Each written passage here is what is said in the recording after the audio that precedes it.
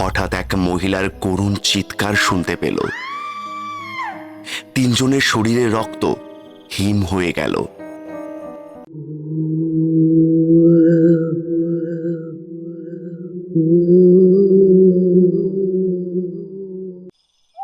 নিশীথ রাত, গ্রামের মানুষজন ঘুমের ঘোরে মগ্ন।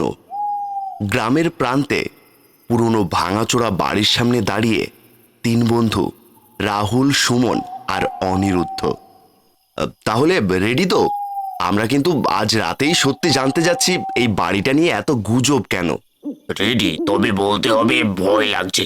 এই বাড়িটা দেখে ছোটবেলা থেকেই কেমন জানি অস্বস্তি হয়। আবার চল ঢুকে দেখি, যত তাড়াতাড়ি ঢুকবো তত তাড়াতাড়ি বেরোতে পারবো। তারা তিনজনে ধীরে ধীরে বাড়ির দিকে এগিয়ে গেল।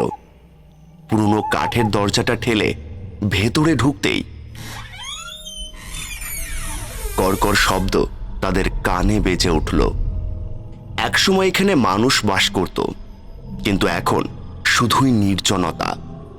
হঠাৎ একটা হিমেল বাতাস তাদের গা ছুঁয়ে গেল।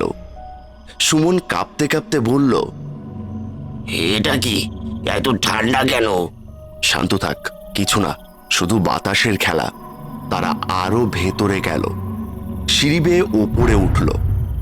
হঠাৎ এক মহিলার করুণ চিৎকার শুনতে পেল।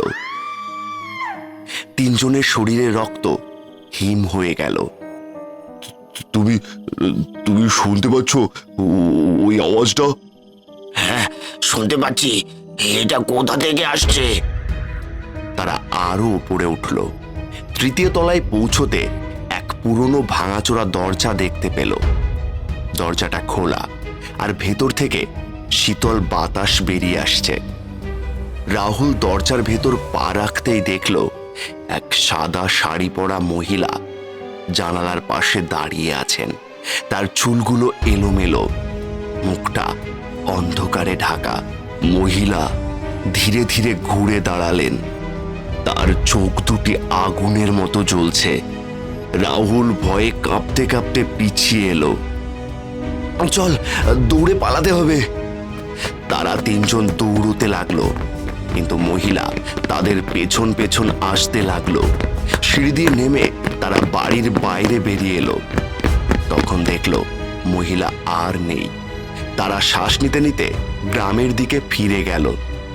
ভয়ে কাঁপতে কাঁপতে তারা ঠিক করলো আর কখনোই বাড়ির ধারে কাছে আসবে না। সেই রাতের পর থেকে তারা তিনজন জানলো গ্রামে যে গুজব ছিল তা সত্যি।